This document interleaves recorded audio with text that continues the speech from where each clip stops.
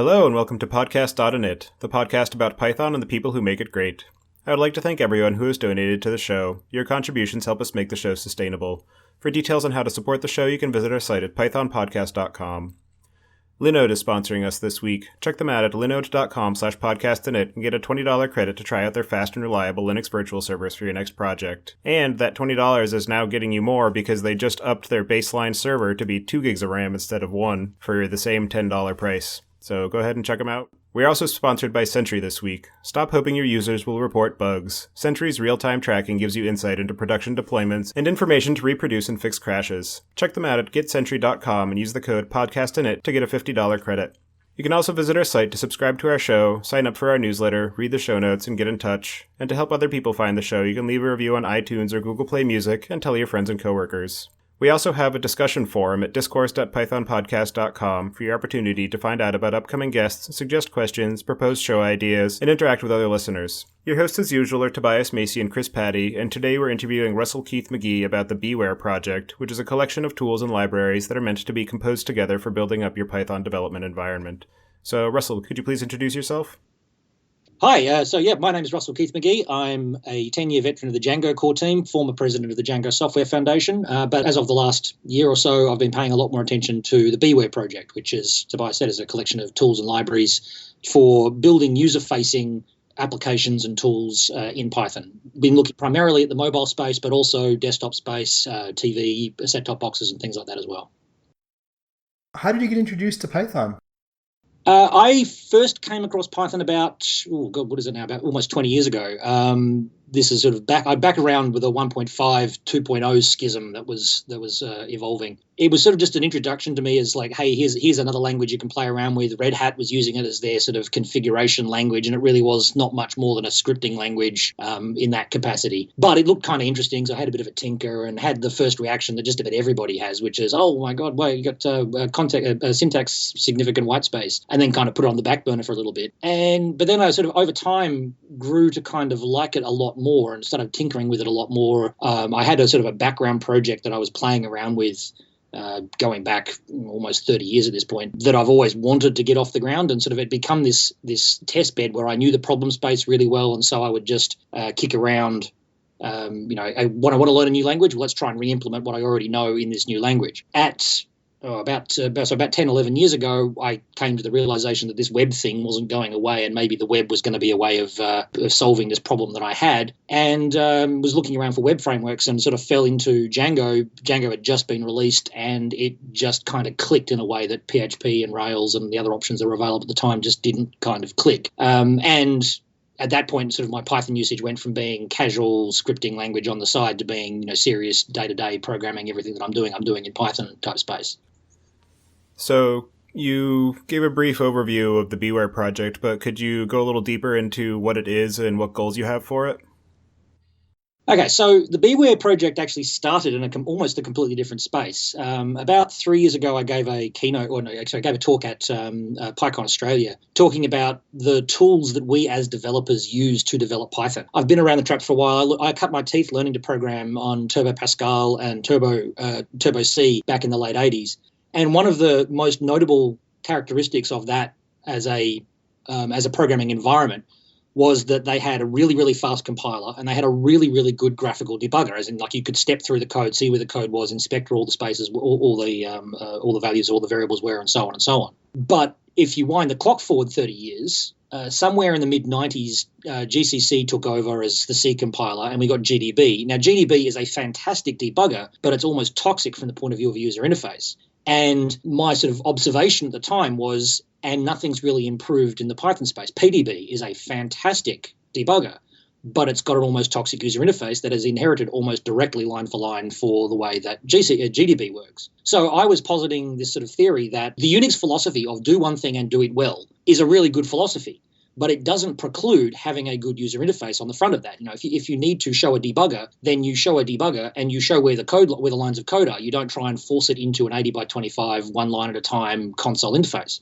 So what I originally started trying to do was build a debugger and do that in Python, as pure Python as you possibly could, and have it so that you could just drop it in and start your project through the debugger and off it would run without having to do all the PDB, import PDB set trace noise as you normally have to do.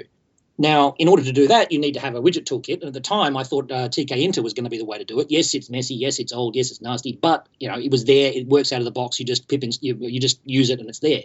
But about sort of 6 months in, I started hitting the walls of what TK Inter could really do. And I started looking at new options and saying, okay, well, what else can I do? Can I use Qt? Can I use WX Windows? Can I use any of the existing widget toolkits that are out there? And the answer, unfortunately, came back for me as basically no, because what I wanted was a out-of-the-box user experience that was pip install product.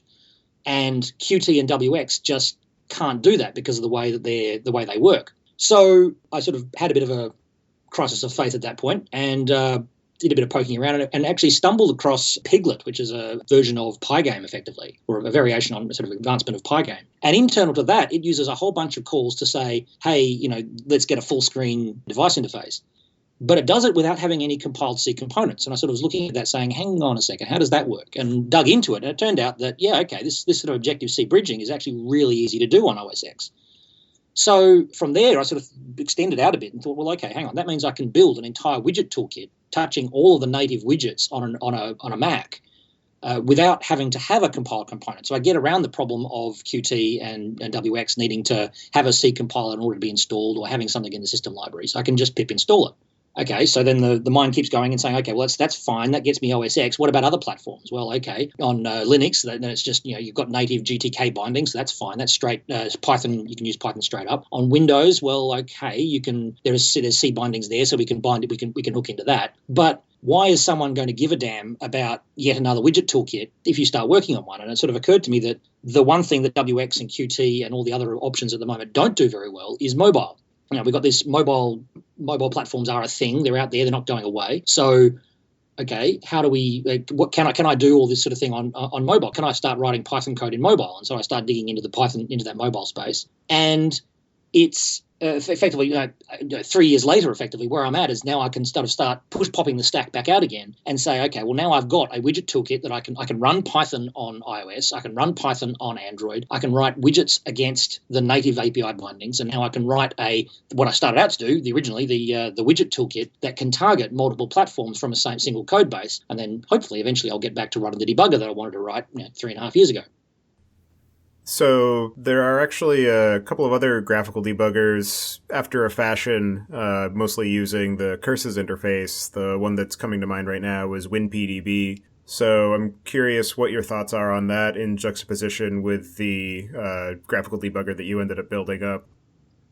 I know WinPDB is around, and PDB++, I think, is another one. For me, it's a thing about being native. I have a very expensive laptop. It has a very pretty screen, high-resolution screen. It seems an anathema. Don't get me wrong, the terminal curses interface is very, very important and very valid, but we've spent 30, 40 years developing these laptops with fantastic user interfaces so that we can use them, not so that we can treat them as incredibly expensive terminal servers. Now, that's not to say that the terminals aren't important. If you do need to log into something remotely and get onto it through terminal, that's absolutely an important and valid use case. But for me, I want to use this tool to the extent of its capabilities, and that means being able to have a button and a pull down that behaves like a button and a pull down on the platform where it actually is hosted.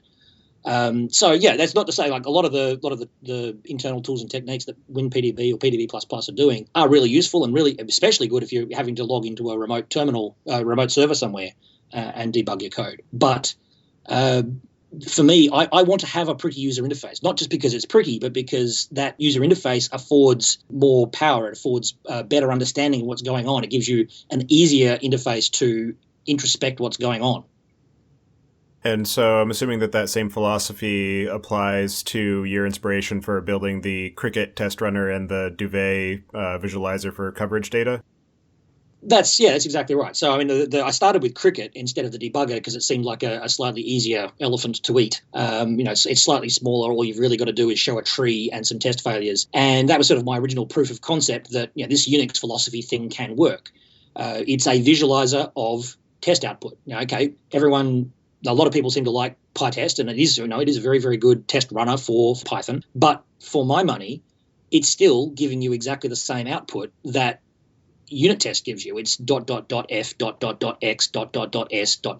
and you don't get any feedback until the entire test suite is run. Whereas if you run it through Cricket, well, okay, the test suite runs. While the test suite is running and you see you've got a failure, well, you can go and click on that test and see what the source of that failure was, see the stack trace, see if that's going to cause, that's going to cause 300 other tests to fail later on down the line. So I might as well stop the test run now and go and have a look. And you also can do things like, well, okay, here's a graphical marker on the bottom saying an estimate of how long or how far I am through this test suite and how long it's going to take to run. These sorts of things are things you probably could do if you wanted to do a full cursors screen test runner, but PyTest doesn't do that. But it's sort of the obvious and easy thing to do if you've got a graphical user interface stuck in front of your test suite. And then Duvet is a similar sort of thing. You want to see what lines of code are covered. You don't want that as the lines 17 to 19 are not covered and lines 25 to 35 aren't covered. You want to see lines 17 to 19 and 25 to 35 and see what lines they are so that you know whether that's an important coverage failure or not. And for Cricket, what does it support, both unit test and PyTest, or do you have different sort of test library that you use for Cricket, or is it something that's pluggable? Well, it's pluggable in the sense that as long as you've got a unit test like setup, you can build a plugin for it. I haven't actually done anything with PyTest, so I don't know for certain exactly whether we'll run PyTest test suites at the moment, but it definitely runs unit test and it definitely runs Django test suites, and they're both there as plugins. So you could, at least in theory, write a PyTest plugin if it doesn't already work. But in terms of the way it works, it is following that Unix philosophy. The purpose here is not to be an all-encompassing IDE with a great big graphical interface you need to configure and all the rest of it. You are using the same mechanism to run your test suite as you would normally be running. All it's doing is manipulating the output of the thing that is running the test, which is, the one unit, the thing that runs the test, and the visualization of what that looks like on the screen is now, rather than being ... it's being a tree that is navigatable while you're still running the test and so on. So the one thing it does well is display the output of a test suite. It's not trying to take over the job of running the tests. It's deferring that to the thing that runs tests well, the unit test framework, and just asks for the input in a format that it can process in an easy way. And so jumping around a bit more of some of the projects that you have encompassed within the suite of BeeWare tools, looks like there was another diversion that you took in terms of trying to use Python in a browser context with Batavia and Coliseum. So I'm wondering if you can tell a little bit more about that before we dive into the work that you've done on mobile. Right. The Batavia was sort of an idle thought that got a little bit out of control. I was at PyCon Australia last year, and Ryan Kelly gave one of his regular updates about PyPy.js, which is an implementation of, it is the PyPy source code compiled using Inscripton, which is an LLVM backend that compiles from C to ASM.js, which is a subset of JavaScript that is known to run fast in certain browsers. Now, from that, what you get is a 15 megabyte binary, JavaScript binary, as odd as that might seem, a 15 megabyte JavaScript chunk that is a full implementation of PyPy. So you can do the whole kit and caboodle of what Python can do inside a browser. Now, that's a fantastic technical accomplishment, and full props to Ryan for what he's done there. But for me, that doesn't really cut it, because you can't sit there and ask someone to download a 15 megabyte binary just so you can display a bit of Python code and run some Python code in the browser. So it got me thinking of what do we actually need it to do? What we need it to do is run bytecode in the browser. We don't need a REPL. REPL would be nice, but we don't need it. We don't need a compiler. We just need to say, okay, I've got a validation method on the browser which says is valid. I need that to run in the browser, please. So about the same time, or a little bit earlier, I'd come across Ned Batchelder's and Alison Capo's chapter they'd written for the Architecture of Open Source series, I think it's called, about writing a Python interpreter in 500 lines of code. And it's a fantastic read, and it really does dig into exactly how Python bytecode runs. And it occurred to me that, yes, they've implemented that, a Python interpreter in Python. You could equally write a Python interpreter in JavaScript. It's just got to be running, the code's a little bit different. You've got to have a couple of shims in there. So hang on, if I do that, then I can go and run my Python code in the browser without having to have a 15 megabyte binary. I just need to have this little bytecode runner. And it turns out that bytecode runner is like on the order of 10, 15 kilobyte of code, which is a lot more reasonable. That's the size of your icon image rather than being the size of this giant binary you've got to pull down. So Colosseum then became sort of a part of that picture. Colosseum is a library, it's an implementation of the CSS box model written in Python. Now, if you're, whatever widget toolkit you're doing, you need to have a way to describe where are these widgets going to be on the screen. I originally started out using, effectively, because I come from I use a Mac at home, I use an iPhone, so I do have that Mac bent. As of iOS 6, I think it is, they started using this thing called constraint satisfaction for laying out widgets on the screen. So instead of saying the classic sort of widget layouts and kind of grid models or box models or whatever, they do it in a very algorithmic sense where you say, I've got a button, the button must be no more than 30 pixels from the left-hand side of the screen, and the second button must be the same width as the first button, but no more than 30 pixels from the right-hand side of the screen. And satisfying that as an algorithmic, mathematical, linear constraint problem, you can come up with where the widgets fall on the page. Now, it turns out that the algorithm Apple is using is something called Cassowary, and it's a well-published mathematical algorithm available in math journals and whatnot. It's been a subject of discussion, and there are open source implementations of it. So I figured, okay, well, if I'm going to do this, let's do the widget layout mechanism that's native on Apple, try to get that ported to other platforms, and off we go, which is fine until you discover that Apple's implementation of Cassowary isn't exactly Cassowary. It's very close, but just not quite. There's a couple little pieces that are slightly different. And of course, being Apple, they don't publish what their differences are. So I was kind of getting a bit stymied trying to reproduce Apple's layout on other platforms. At the time when I was then looking at, okay, hang on, I can run Python in the browser. When you're in the browser, you basically only have one layout option, and that's CSS. But CSS is really good for laying out boxes in general. It doesn't have to be divs and spans and Ps and Bs and all that sort of thing. It can be any box. So, okay, can I use CSS to lay out widgets on an iPhone, for example? And so the answer turns out to be yes. And the reason it turns out to be yes is because React Native came out and they do all their layout using essentially a subset of CSS. They're concentrating mainly on Flexbox. And I contributed to Flexbox, found a couple of bugs in their implementation in the process of porting that to Python, which is what became Colosseum.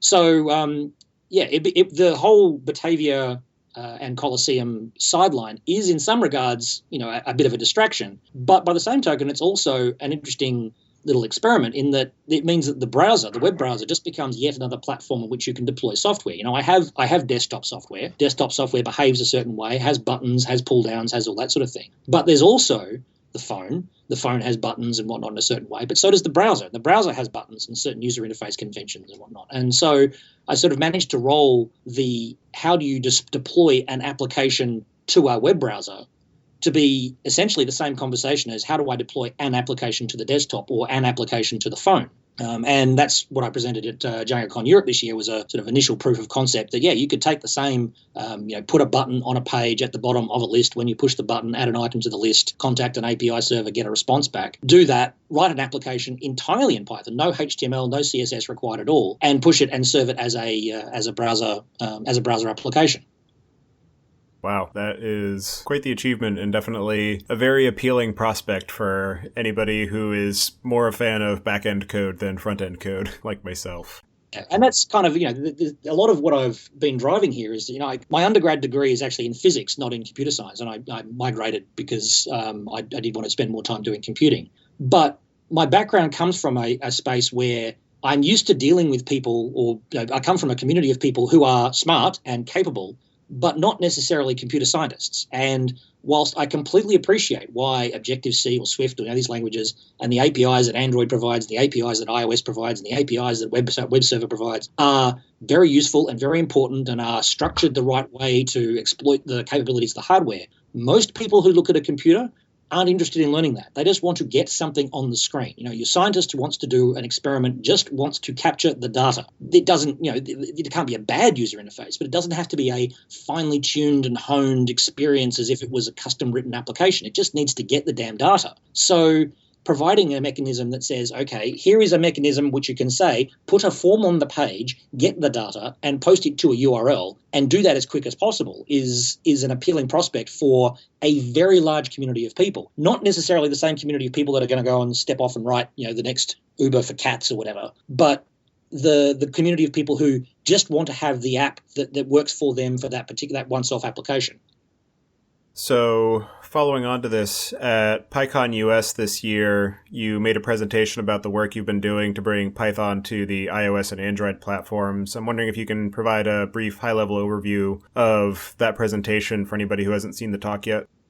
Sure. Okay, so the end point, or the 5-second takeaway, is that you can now, with the tooling that I've sort of put together, you can take pure Python code, you can run it on an iOS application, and you can run it on an Android application. On iOS and Android, you can write that code such that it integrates directly with system native libraries. So on iOS, you want to create a UI button that talks to a UI navigation controller and so on. You can instantiate those objects, you can subclass those objects, you can pass messages around those objects, and that all works tickety-boo. The same goes on Android. You can create an android.widget.button that is being put on an android.widget.list layout or whatever, and you can run all that code. On iOS, it's being done by embedding CPython effectively. You're just compiling Python so that it runs on the iOS device. On Android, that trick doesn't, so at least in my experimentation, doesn't seem to work quite as well. So what I've used is a variation on what I did with Batavia, so taking bytecode and compiling it so it runs in the browser. Instead of doing that, what I'm saying is take the bytecode and compile it directly to Java bytecode, because Python at the end of the day, or CPython anyway, runs as a stack-based virtual machine. Java is also a stack-based virtual machine, so you can take Python bytecode and turn it directly into Java bytecode. They're slightly different bytecode, but they are sufficiently similar that there is a very clean mapping. And as a result of that, you can then say, okay, well, I'm going to write my Android application completely native in Python. Then sort of the layer on top of that is to say, well, okay, then you can write Toga, which is the widget toolkit, or any other widget toolkit for that matter, which under the hood talks to iOS, talks to Android, but the API that you see as an external user is the same regardless of what platform you're targeting. So let's talk about Toga. How does Toga differ from some of the other cross-platform UI framework efforts for various languages like Kivy or Shoes? Okay, so the big difference, Kivy is an easier one to map because Kivy is Python as well. The major difference is that Kivy takes sort of a lowest common denominator approach.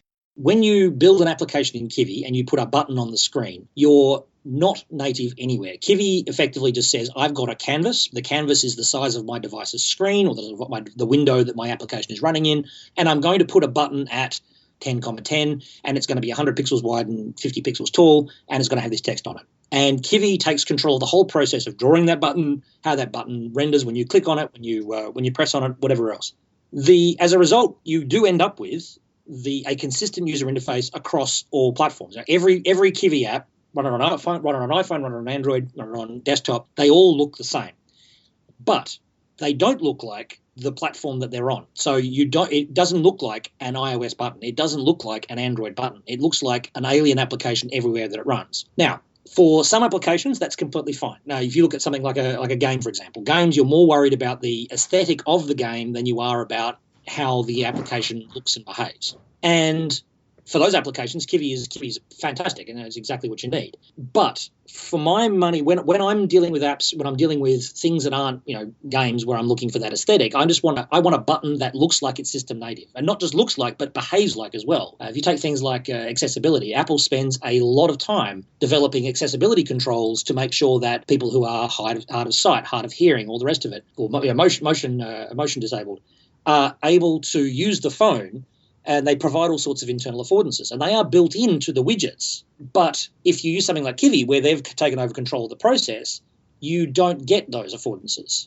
So the idea behind Toga is to use system native widgets. So if you're on iOS, use an iOS UI button. If you're on Toga, if you're on Android, use a android.widget.button. And then the abstraction layer is to say, okay, what's the buttons all are kind of the same. They've kind of got a bit of text on them and they need to respond to a click. So let's write that API and then work out how to manifest that API depending upon whatever platform we're in. I haven't played with Shoes so much. I'm not much of a Ruby person, but from what I am aware of, Shoes seems to be a lot closer. It does seem to be targeting platform native widgets, just doing it from a Ruby side of things. But beyond that, I can't really comment just because I haven't played with it very much.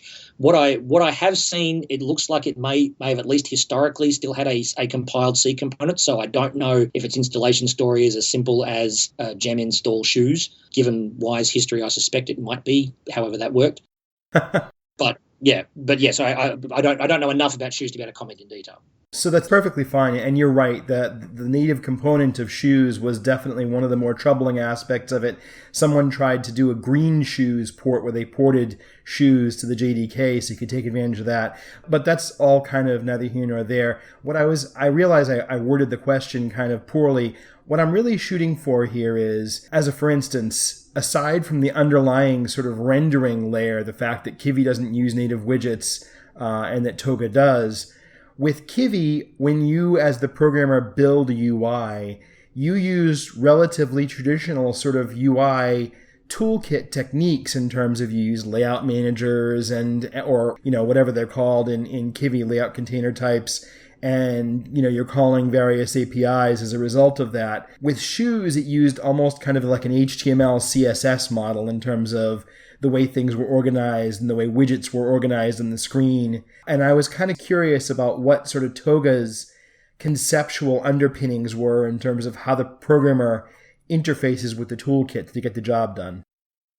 Right. Okay. So it sounds again, I haven't played with shoes, but it sounds a lot closer to what shoes is trying to do. We're using CSS to lay widgets out. You lay them out as buttons inside a container, and then you specify the paddings that happen around the outside of those if you want to augment those, augment paddings away from defaults or something like that. The other thing that I would I don't know if it's a conceptual difference, I haven't really played with shoes, but it's definitely different from Kivy, is that Toga very much tries to abstract the concept rather than a specific widget. It's a bit of an abstract thing to try and describe, but the best example I can give is that if you look at native iOS, if you ask a yes/no question, the appropriate user interface element is a little on-off switch.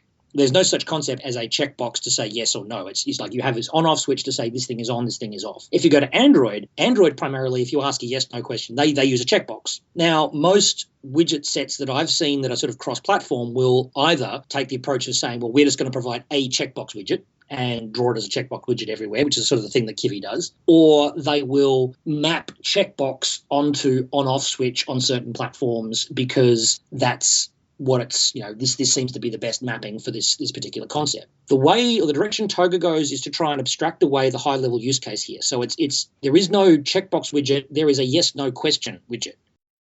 So then you provide I need to answer a yes/no question. I need a response to a yes/no question. What is the appropriate way to render a yes/no question on this platform? And, on iOS, it happens to be an on-off switch. On Android, it happens to be a checkbox. Now, that's a very simple example, but it steps back a little bit further. If you go a bit further than that, go look at desktop platforms, for example. I have a menu bar. My menu bar will have, because it's an application that is running on a Mac, it's going to have a quit item. The quit item, however, is not going to be under the file menu. It's going to be under the application menu, the last entry on the application menu. I'm going to have help, and the help is going to be the last window that's there, and the last menu item that's going to be there. If I ran the same application on Windows, then the quit menu, there is no application menu, but there's going to be a quit item underneath the file menu. So there is this concept of I need to be able to quit my application, but where that appears is platform dependent. So you capture the broad idea of I need to be able to quit this application, and it manifests in the appropriate location in a platform-sensitive way. That then starts to get a little bit more abstract when you look at things like mobile platforms and the fact that iOS only has the one physical button, whereas Android has 3 buttons, and one of those can be an in-app app context menu, and varies from platform from version to version. But the idea is that you capture what is the high-level use case that I'm trying to do here. I'm trying to ask a context-sensitive question. I'm trying to ask the user to provide input. I'm trying to display a dialogue of some form to let them provide input. And then it manifests for the user as whatever the appropriate widget is on that platform. And so the task then becomes identifying the set of use cases that someone might actually need to answer a question. Now, just to round that out, that actually may mean that in some cases there is a yes/no question and a checkbox widget that manifests slightly differently on iOS, but on Android it is a checkbox and it's a yes/no question, depending upon establishing what the use case for a checkbox is, which may be different to what is the use case for a yes/no question, if that makes any sense. It does, actually. I can imagine that led to some interesting design challenges. Yeah, like I say, this is also very, very early stage, so I possibly haven't tripped over all of the rocks that are in my way yet. But so far, it's proven it's been a reasonably good match for the limited set of applications that I've tried to write. There's obviously still a lot of way to go with Toga. It is very, very early stage, but what I've seen so far seems reasonably promising. So what are some of the biggest challenges that you had to overcome in order to get Python to run on both iOS and Android? On iOS, it's essentially a compilation problem because it is just embedded CPython on iOS. CPython's compiled using Clang on OS X. It's compiled using Clang on iOS as well. So it's just a matter of working out, what flags do you need to pass into the C compiler to make that happen. When you get a little bit deeper, it gets a little bit messy because you have to deal with FFI, which is the foreign function interface, which is the heavy lifting behind C-types. C-types works really well when it works. When it doesn't, it basically drops you down to assembly. And it turned out that the 3.4 release, which came out in sort of November last year or year before, it worked fine for some ARM processors, so the processor that was on older ARM devices, but it didn't work on newer ones. And then you went and saw a patch that was supposed to work for the newer devices, and it actually just completely broke the build for older devices, and it was all a bit of a mess. So at one point, I was actually having to contemplate learning ARM assembly language just so I could get iOS working, or Python working on iOS. Luckily, someone who knew what they were doing came in and fixed that problem for me, so I didn't have to go quite that far down the rabbit hole. But yeah, just essentially learning exactly how Python's cross-platform build process works and what parts of Python do and don't have to be there in order for Python to compile, and what limitations iOS as a platform imposes was sort of the challenge there. On Android, it became was a very, very long process of trying to do the same thing, trying to do the embedded CPython, and then sort of discovering the limitations that Android puts on applications that are running in the C space. The long and short of it is that Android really, really, really, really, really wants you to be writing Java, but their Java isn't, as the Supreme Court has recently worked out, isn't Java. So there are large parts of Java that aren't there. So java.nio, for example, just isn't there. So you can't just go and compile Jython. You actually need to be very, very targeted towards Android specifically as a platform and Android's version of Java. So that sort of the challenge there was to say, well, okay, how can I manifest Python as Android's version of Java? And the bytecode approach actually turned out to be a relatively simple way of doing that, just because it's a relatively low level, but there's only like 150 odd opcodes in the Python space, in the Python CPython bytecode space. So it seems like a really big task. It seems like a really complex task, but it ultimately turns out to be relatively elegant. So yeah, it was a fun challenge, but definitely a bit of a hairy one, and one that definitely gets me some raised eyebrows whenever I mention it. How does the runtime performance for applications written in Python compare with the same program running in the languages that are natively supported on those platforms? So Objective-C for iOS or Java for Android? On iOS, it's actually almost comparable. There is a small overhead, but no more so than you sort of consider the general overhead of running Python on a machine. It's yes, you are running an interpreted language. It is interpreting the language on the machine. So yes, there is a performance overhead, but it's certainly well within the bounds of what you would normally expect to see on Python. Or Python was running as a desktop application, for example. On Android, there is a little bit more of an overhead because there is a lot of effectively Python boxing and unboxing that needs to happen. So say, for example, you've got a Java interface that accepts an integer and a float and returns a float. So you need, if you invoke that through Python, you need to convert the native integer into a Python integer and the native float into a Python float, multiply the integer by the float using Python's rules for multiplying integers by floats, and then return a Python float by unboxing the Python result back into a Java result and returning it back through the API. Now, the bad news is that obviously there's a lot of object creation and destruction going on there, and ironically, the two things that Android does really, really slowly, the Java virtual machine does really slowly, are creating objects and creating exceptions. So that is a slowdown. It is a significant slowdown, but it's certainly still within the bounds of, at least from my testing, it doesn't manifest as a poor user interface or a slow user interface. The good news, though, is that the VOC, the compiler that you're working with, because we're able to use, or we are using Python 3's type annotation syntax to say, okay, this thing is a method that accepts an integer and accepts a float and returns a float. We have all the typing information to do some very hardcore optimization. At the moment, VOC is still very, very early stage, and I'm well and truly at the point of let's get this working rather than let's get this working fast. But when we do get to the point where it's working well enough, there is a very clear path to making it working much faster than it currently does. There's a lot of things that I'm doing mechanically to create and then destroy an object that's a box when I don't necessarily need to. The compiler has, or I have enough information to know that this is only ever going to be an integer, this is only ever going to be a float, therefore I can do this primitive operation and never have to go through the boxing process. It's just a matter of the sort of time and effort involved in writing an optimized compiler that's type aware and knows when that boxing can be done or can't be done. And so one of the things that you brought up was the slowness of exceptions in Java, and idiomatic Python generally uses exceptions pretty regularly as sort of a flow control technique. So I'm wondering if, particularly for Android, but also for iOS, if writing your applications in Python requires some change in idiom in order to get it to run in a sane fashion on those platforms. Okay, so it depends whether you're writing against the native platform or you're running against the Toga abstracted API. If you're writing to the native platform, yes, you are very much going to be writing, at least at some level, you're going to be writing Objective-C in Python because you just can't get around the fact that you have to instantiate a UI navigation controller that has all these objects and whatnot around it. So that, like things like exception handling on iOS works just as quickly because it's essentially exactly the same exception handling that's happening on the machine level. On Android, that the same thing applies there. If you're writing directly to the Android APIs, you are writing idiomatic Java in Python. The good news is that when you go back one level though and you start writing in Toga, that you can start writing idiomatic Python. So one of the things I've been able to do is say, for example, button handlers. When you click on a button, Java, iOS, they both say, okay, well, you've given me a callable or the Java iOS equivalent of a callable, and you invoke that method, and it's a callback. And if you need to do something long running, then you've got to put it into a thread or do some sort of deferred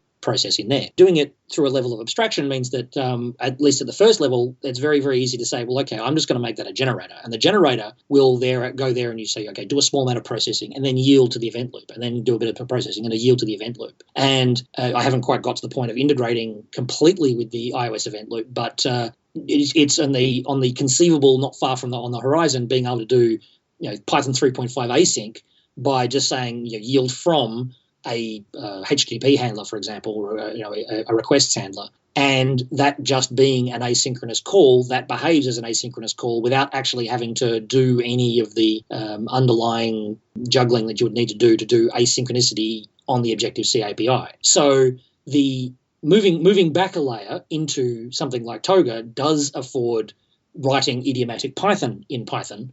You just you need the layer in the middle needs to exist so that you can have an API that doesn't expect you to be writing Objective-C effectively. That's awfully cool. And I think it's also really neat how Python 3's async being built into the core, a lot more people are leveraging it. I think you're really going to see Python start to be used in more of these async friendly use cases where people may have shied away from it in the past. Yeah, no, I agree. And I suppose it's one of these interesting transitions that's kind of a bit like the Python 2 to Python 3 transition. I lived through Django's transition from Python 2 to Python 3. And initially it was, no, we can't do it because, PsychoPG, the database layers, don't have Python 3 support. So we can't, Django, there's no point Django porting over because we can't talk to a database. Eventually, the database layers all become Python 3 compliant. And then the stack move, the expectations of the stack move further and further back. Right now, we're at a position where, there isn't, to pick an obvious example of something that I've hit against and is likely to get hit against many times in the future. Requests. You want a simple interface to say hit this API, hit this REST API, get back some data, and display it to the user in some meaningful fashion. Requests is a fantastic API, but it isn't asynchronous. And so, because then it's a blocking call. Okay, so we need an asynchronous version of requests. And there are a couple of those floating around, but they're all, at the moment, from what I can tell, using green events or G-event or variations like that, using the various monkey patching sort of techniques to make an asynchronous-like API. What we really need is a version of requests that is written in using Python 3.5 asynchronous primitives. And when that happens, then all of a sudden you can start writing asynchronous user interface applications that just call off to get an API call and come back as soon as they've got the results and process them and display them. Now, I know that, for example, Twisted, I'm good friends with Amber Brown. She's constantly chewing my ear off about, how we could be using Twisted in this context. And yeah, absolutely, that's definitely something that's there. And Trek, which is the Twisted's Twisted integrated requests framework is there as well. So there are options and there are things on the horizon that exist now. The long-term picture, though, is things that are in the standard library or just exploit the standard library that use async as if it was a completely native thing. Now, that obviously is going to take time, but time's something we have. It will, I think, eventually happen. It is literally just a matter of time and someone having enough inclination to go off and do it. So can you walk us through the low-level flow of a single Toga API request? Like, for instance, one of those yes and no answer widgets that you were talking about previously, say being called for the iOS platform. Sure. Okay. So on iOS, you have a Toga import. Import toga.widgets. Yes, no button. That is a Toga interface. That Toga interface has an API that is consistent across platforms. And so a yes, no button, it needs to be displayed. It might have a label, and it needs to have a callback every time it's toggled, for example. And you need to be able to ask it, what is your current state, yes or no, and give it an initial state, yes or no as well. So that external API shim, when the object is instantiated or when it's sort of manifested for display purposes, that Python side native object gets a underlying implementation, an underscore impl object. And the underscore impl object is the platform native manifestation of this widget that needs to be displayed. So in this case, it'd be a UI switch, I think it is on iOS. So you'll then have a Python object that contains a pointer to a UI switch, which is then implements the full set of callbacks and everything that a UI switch could possibly have. So regardless of whether you're actually calling it or not, you then have a button, when I'm changed callback and when I'm set my name callback and everything. So when you call an API on the external API shim, it effectively is a proxy for self.underimpl. Do whatever you've got to do on that native platform. There may also be, depending upon exactly what platform you're on, for example, you might need to have a container or a view controller or something, and that will then be part of that instantiation process. So the impl is the object you're actually dealing with, but in order for that impl to work, you need to have a bunch of other stuff around it. So it'll instantiate those and connect them up, plug them in, however they need to go as well. As far as iOS, this is where iOS and Android then start to differ. So if it's on Android, then effectively that object that you've just instantiated is a Java object, and you just start calling methods on it as if it was a Java object, because the Python bytecode gets compiled to Java bytecode. You get a java.class file, and it just runs as if it was Java. At that point, it's a similar sort of thing as if you're using Scala or something. The input language doesn't matter. It's running as a JVM binary. It's got JVM parts associated with it, so it just runs as if it was Java. On iOS, it then needs to go through a little bit of a trick. So the little-known secret about Objective-C is that although it's got a magnificently Baroque syntax, is that it is ultimately just a very, very thin shim around C. So the open square bracket object, message, colon, value, so on syntax actually completely reduces to a series of raw C API calls. Because it's raw C API, you can access that using C types. So what Rubicon, which is the sort of library that does the bridging between the two platforms, does is it does a whole bunch of sort of Python metaclass and decorator and other sort of magic to say, okay, well, I'm going to have a Python class which, when it's instantiated, ties to this underlying Objective-C instance or ties to this underlying Objective-C class. And when I request an attribute on this Python class, that's going to turn into this C API call, which is effectively a message being passed to the underlying Objective-C object. So there is a sort of this proxy layer which turns Python attribute requests and Python method instantiations into the equivalent underlying Objective-C calls by calling directly into the mechanisms in Objective-C that make that work. And at that point, you're basically talking directly as if you were Objective-C. There's you're passing messages, you're receiving responses, you're instantiating objects that you're passing in as handlers or whatever else. And so when you press, you click on the button in the user interface, you get the Objective-C layer wakes up, says, okay, I've got to call my I've been clicked handler. That says, okay, my I've been clicked handler is this object. This object is actually a Python object, which wakes up the impl, the under impl version in Python, which then calls back onto the public API, which is the Toga interface, and invokes whatever handler's been registered there as a native Python handler against that button click. Wow, as I want to echo Tobias's sentiment a bit ago, that is quite a technical achievement unto itself. When you think of all those different layers working in orchestration and providing, it sounds like a relatively simple conceptual interface for it all at all the different levels that it's working at. That is really quite a design. Thank you for laying that out. Yeah, well, I wish I could take a lot more credit for it than I actually do. This is one of those situations where I really am standing on the shoulders of giants. There are like that approach of using the Objective-C API is not something that I invented at all. It's something that I became aware of through Piglet, and effectively is exactly the same approach that PyObjective-C uses, which now ships with OS X as their sort of native Python bindings to the Objective-C API on a Mac. So the approach is not new by any stretch of the imagination at all. The only sort of thing that I've added to that picture is I've introduced Python's type annotations and cleaned up sort of the way that you can register this stuff a little bit. The older versions, because they're on Python 2, you had decorators that had these sort of weird text encodings of what type annotations would be. So now I can actually just describe it in Python as if it looks like it's Python and int rather than a variable name that's actually a Z or something.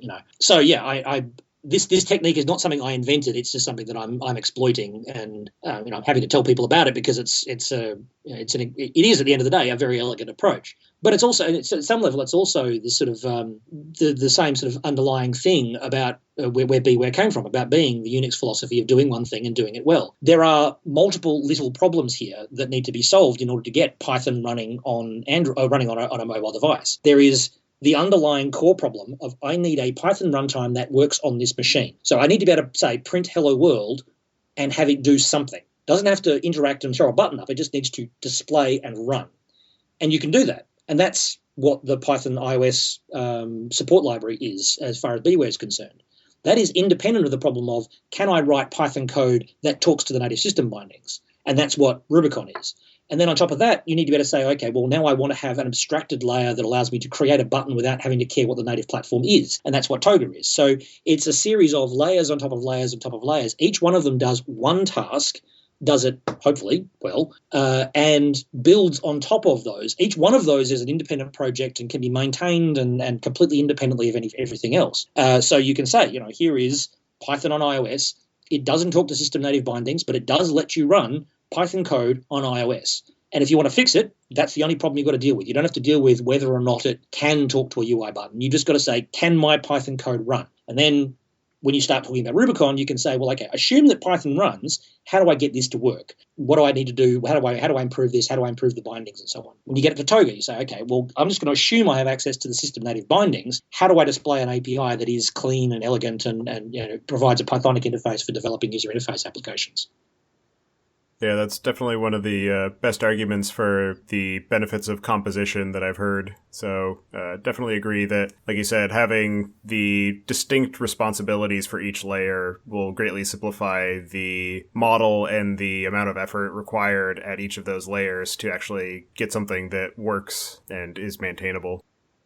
Yeah, no, I agree. And it's also interesting from the point of view of project maintenance. Has made my job a lot easier because I've been very aggressive about trying to get new people involved in the project. The smaller the chunk, the more consumable the chunk, the easier it is to get people involved because you don't have to say, well, here's this 1,000-pound gorilla. You have to defeat all of him in Mortal Kombat. No, you just need to understand this one little part. And if you can make that one little part work, assume the rest of this works, but make this one little part work, you can make a contribution. So having it composed like that, just as a sort of as an ontological thing, makes it a lot easier to get people involved because you can point them at a specific thing that doesn't work and say, assume the rest of it does, now make that other part work a little bit better.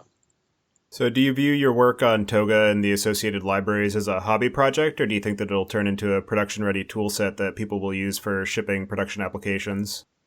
Depends when you're asking that question. Right now, it's a hobby project with delusions of grandeur. Longer term, I'm sort of in this interesting situation at the moment where I'm kind of, I am convinced. I think there's a whole lot of possibility here, and I would like to spend a lot more time working on it. I don't think we're that far away from being able to produce very realistic shipping applications. My day job at the moment is doing back office software for plumbers and electricians, and I have a cross-platform mobile app that I've written in PhoneGap, and every time I touch it, there is a very good chance that someone's going to die because it just drives me insane. A lot of what I've been doing is kind of trying to develop this tooling to the point where I can use it realistically to replace this mess of PhoneGap code with something that's written native and is in Python. I don't think we're that far away from it, but it's, if it continues to be me working in my spare time, which is primarily what it is at the moment, it's going to take a lot longer. I am actively looking for ways to fund this. Funding open source development of tools that people think might be useful or would be useful if only someone could focus on it. That's a problem that I'm definitely interested in solving. And just on a completely personal note, I am very much interested if anybody happens to have any great ideas about pots of money that might be useful for achieving this sort of thing. Yeah, that's definitely a recurring issue in open source, and one that as yet is unsolved for the general case. There are some particular arrangements that work out well, particularly if you can engage in development of that project as a consulting engagement, but it doesn't always work out that way, and sometimes people don't want to put themselves in that situation because doing that extra work on a consulting basis can either potentially change the direction of the project or just suck even more time from somebody's limited allotment. Yeah, and there are some competing motivations in that. If you take, for example, your Getting Started guide and make your out-of-box experience. If you are a consultant whose job is selling custom configuration for getting this project going in your given environment, it is against your economic interest to write a better Getting Started guide. Because if you've got a better Getting Started guide, you don't need to contract a consultant to help you get things installed. So there's kind of this, if the thing that the project needs is better onboarding documentation, I'm not going to write it if that's going to kill my ability to feed my children. So there is an absolute tension there. There's also a huge tension between the difference of a project like where BeeWare is at the moment, which is sort of a useful proof of concept but needs another year's worth of development maybe before it's, absolutely use it for everything you need it. You could possibly use it for, versus something like Django, which is well-established, well out there, lots of large companies already using it. And what it really needs is just kind of maintenance and bug fixing and occasionally some new features, sure. But there's already the product is there and it works. So it's a lot easier to sort of sell the services around the outside of an established project versus one that doesn't really exist yet in the sort of the mature sense of the word. IDEs like Android Studio and Xcode have a lot of features that simplify the development and UI creation process. Do you have to forgo those niceties when developing a mobile app in Python? Right now, yes. So right now you are writing code like if you actually want to sit down right now and write an application that was in Python and for a mobile app, you probably realistically would be doing it against system native APIs, and you'd be developing it only in code. It would be raw code, putting widgets on screen and stuff like that. Longer term, there's absolutely no reason that has to be the case. And interestingly, because it's being done in a browser, there's a real possibility there to sort of say, well, okay, here is a browser-based layer for displaying all these widgets on the page and using the CSS that the browser has to display work out how those widgets are going to appear. Now, okay, turn that into a configuration that then can then be saved to disk and manifested when I next start my application, either be it as a web-based application or native device code that's reading a configuration file and building widgets on basis of that. So the short answer right now is that yes, you do. The long answer is that eventually you shouldn't have to. Again, this is purely just a matter of time and resources and all the rest of it. I have an image in my head of all sorts of things we could do. It's just a matter of getting there. Yeah, and one of the features that those IDEs generally provide is facilitating the build process, and shipping applications for Python is a problem that has historically tended to pose a host of issues for people, and it looks like you're at least attempting to address some of those with the Briefcase project. So I'm curious what some of the biggest hurdles and design choices you've encountered while working on that happen to be. Yeah, sure. So, I mean, Briefcase, just to fill in the gap there, Briefcase is sort of the last piece of the puzzle. So once you've got Python running on mobile and you've got a bridging library to talk to native system libraries, you've got Toga that lets you build an application in a platform independent way, Briefcase is in the tool that you can say, okay, take this Python project and make it run as an OS X app, make it run as an iOS app, make it run as an Android app. The biggest hurdle, honestly, the biggest hurdle I've had with that is just working out what's actually possible. The internals of distutils are Baroque.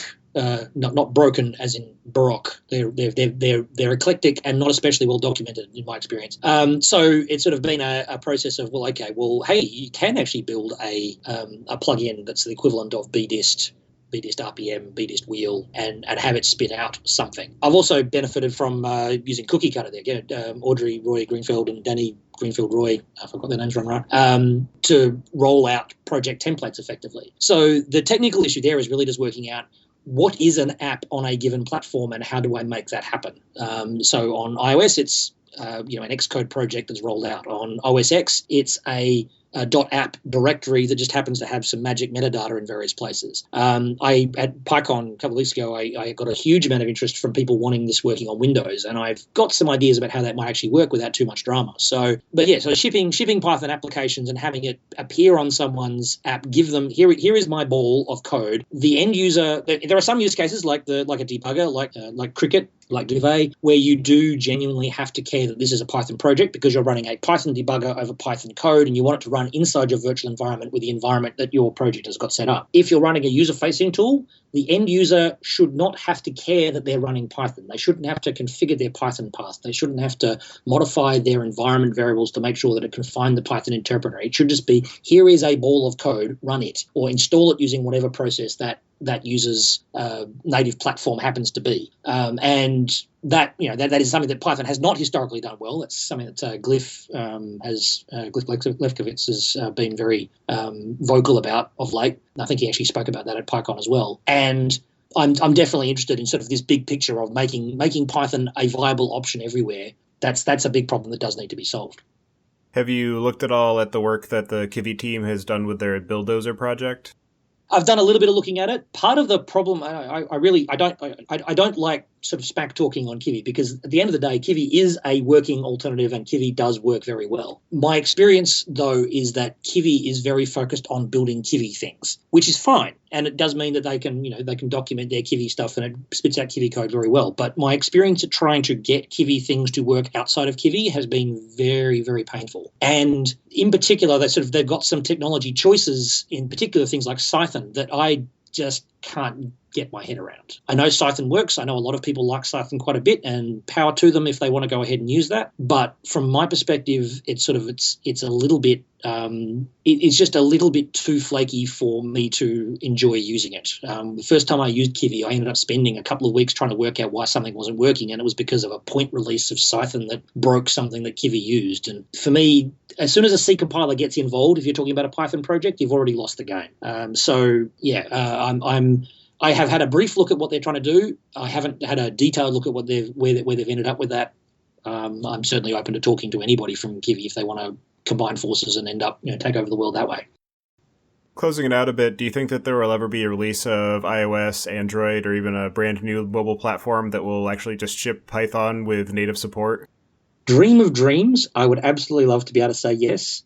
Realistically, I don't think iOS or Android are ever going to fully embrace Python. I would certainly be very, very happy to be proven wrong, but iOS seems to be very much putting all of their eggs in the Swift basket at the moment. Android is... I am waiting for the day that Android says that Java is no longer the way they're doing things, just because the legal situation with Oracle just can't last in my mind. But I don't think that the answer to that is them going to be embracing Python as the preferred or even a particularly blessed option on their platform.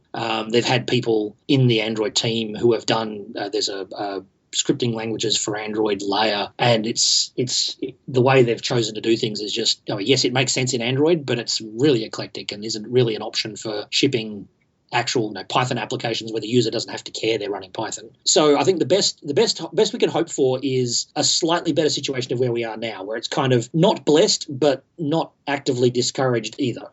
which is kind of where we are with iOS, and Android is kind of ignoring the problem at the moment. iOS has a set of rules that say you can run scripting languages as long as all the code that runs is either user entered or provided in the application tarball. Explicitly getting a little bit more explicit about that and saying they're not going to pull the rug out from under that would be nice. A brand new mobile platform, I certainly wouldn't turn that down, but it's sort of one of these situations where someone with a giant pot of money needs to sit down and provide a device that everyone can buy that has native Python support on it. I would love to think that that's going to happen, but realistically, too many people have tried, and we've already got two incumbents, neither of whom is going to be displaced unless there's a nuclear strike on Mountain View, essentially. So I don't think we're ever going to be as native as I would like Python to be, or as native as I think Python deserves to be as a language. But that doesn't have to stop us. We can still eke an existence out as the second cousin that gets invited and can still do interesting things when they need to. Yeah, I'm wondering what's going to end up happening with the native development kit layer on Android, whether that's ever going to provide for some broader utility outside of just having some performance-optimized back-end code that gets executed, whether that they're going to let that tie into the UI at all.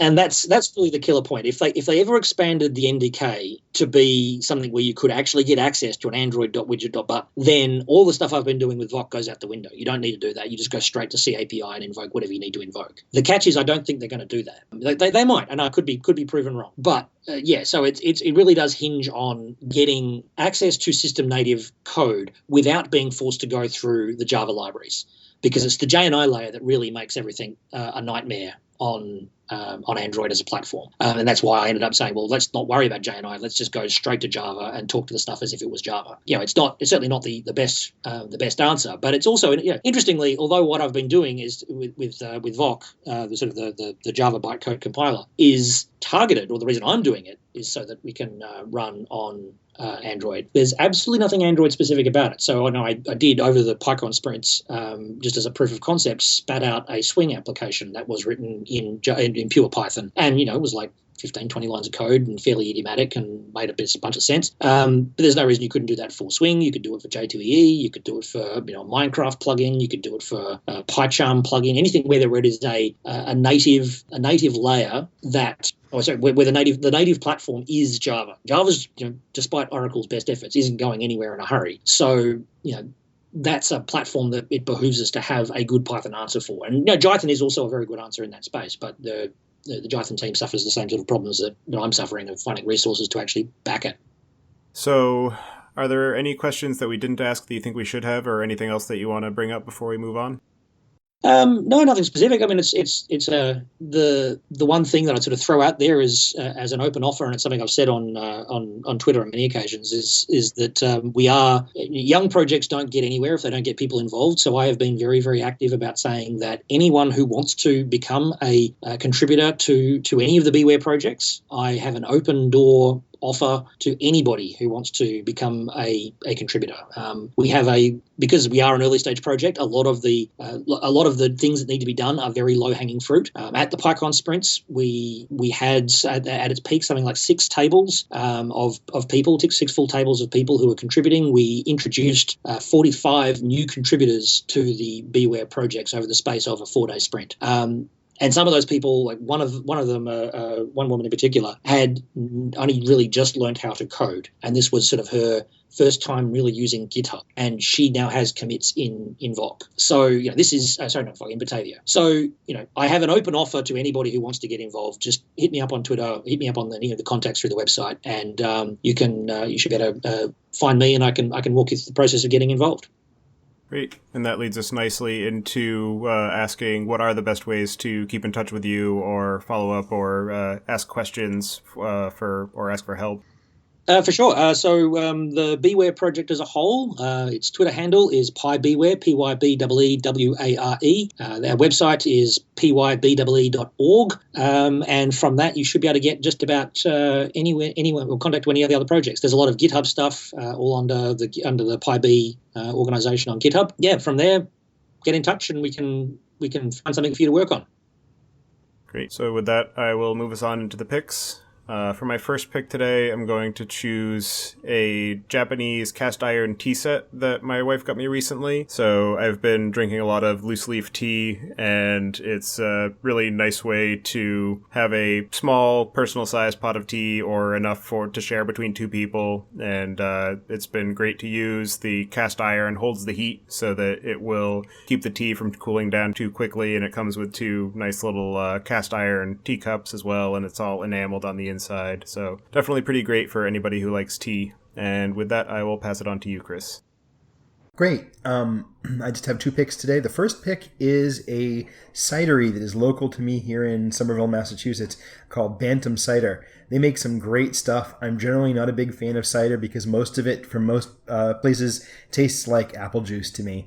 But they make some really interesting things, including one called a hop scrumpy, which is a hop-based cider with very interesting stuff. And it's a fun place to visit if you're Boston-based. I highly recommend it. My next pick, speaking to Python on mobile devices, actually, Pythonista, which is an iOS application that I have rambled on about here, being very impressed with, has come out with Pythonista 3 for Python 3, and they've added a bunch of other enhancements. I can't say enough good things about this app. It is just such a pleasure to work in. I've really enjoyed it when I'm on the road or whatever. I can play with Python stuff, and people, in fact, have written a version of pip for it. It's a really great tool that I wish more people knew about and supported. And Ole Zorn, if you're out there and listening, I would so love to talk to you about this on our show. I think it would be really cool. Maybe I'd help you out with that because I'm the reason it runs on Python 3, strangely enough. Oh, really? Yes. Oh, that's fantastic. Ole contracted me to do the Python update, the Python port that I've been doing to Python 3.5. So thanks to Ole's funding, the Python iOS project got a little bit of money for us to get that going, get Python 3.5 port working, and he obviously got a nice kickback in that he's able to release Pythonista 3. So it's a small world. That would be fantastic. And with that, I'll pass it on to you, Russell. What picks do you have for us? All right, my pick for today is actually a slightly off top. Well, it's sort of in the sense of Tobias's Japanese cast iron tea set. It's a slightly off piste. Something I've been very open about over the last year. About a year ago, I went through a very, very rough time, sort of post inspection of what had been going on. It had probably been going on for somewhere between 18 months and 4 years. One morning, I woke up. I went in, sat in my home office. I worked from home. I sat in my home office, and about 9:30 in the morning, I literally could not summon a damn about anything. And I went back to my bed and I cried for a couple of hours. That was sort of the culmination of a lot of niggling back pain, niggling shoulder pain, very short temper, and a variety of other things that have been happening in my life for a very long time. And my wife gave me a very firm application of boot to rear end and got me to go see a doctor. And I was diagnosed as being in the middle of a major depressive episode. So wind forward 12 months, I certainly can't claim that I have defeated that in any sense whatsoever. I'm still in a constant struggle on a day-to-day basis with depression. But what I will say, and the reason that I'm being so open about it, is that this is something that happens very, very frequently in our community. It's a very, very present problem in open source and a very present problem in software development in general. We hear about burnout, and in the most extreme cases, we hear about people taking their own lives. And one of the reasons that it's such a bad thing is the stigma that's associated with mental health and the stigma that's associated with dealing with these problems. Now, so I'm hoping that by myself being open, that I can help reduce some of that stigma. And certainly the experience I've had when I've spoken about this at lightning talks or given talks at conferences is that there are a lot of people who want to talk about this but don't feel they can because they feel they'll be putting their career in jeopardy or their friends won't respect them or something. All I can say is that if you are in a situation where you don't feel like you're coping, where you feel like the world is getting to be too much for you, please seek help. And if you're in the position where you're considering whether or not maybe you might see someone, then the answer is almost certainly yes, you should go and see someone.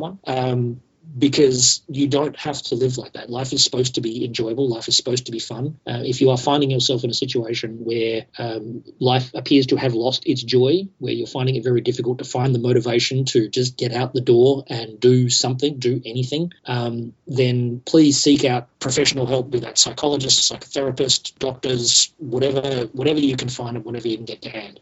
There are a number of organizations that both in the sort of a general wider community and also inside the tech community that can help point you in the direction of resources in terms of finding support, finding useful mechanisms that might help for you. And all I can do is sort of encourage you to seek out those organisations if you can, and I will drop some links in the show notes to of places that might be worth hitting up. All right. Well, thank you very much for that. It's definitely, like you said, a big problem in the community and something that needs to be addressed as readily as possible. So I appreciate you sharing that. And I also appreciate you taking the time out of your day to join us to tell us more about the work that you've been doing with the BeeWare project. So I appreciate that. And I hope you enjoy the rest of your day. Well, thank you very much. It's been an absolute pleasure. And I encourage anyone who wants to get involved, please come and hit us up on the project, where we've got lots to do. And I think the future of Python in any number of environments is very, very bright. We just need to close out this last little loop of building user interfaces.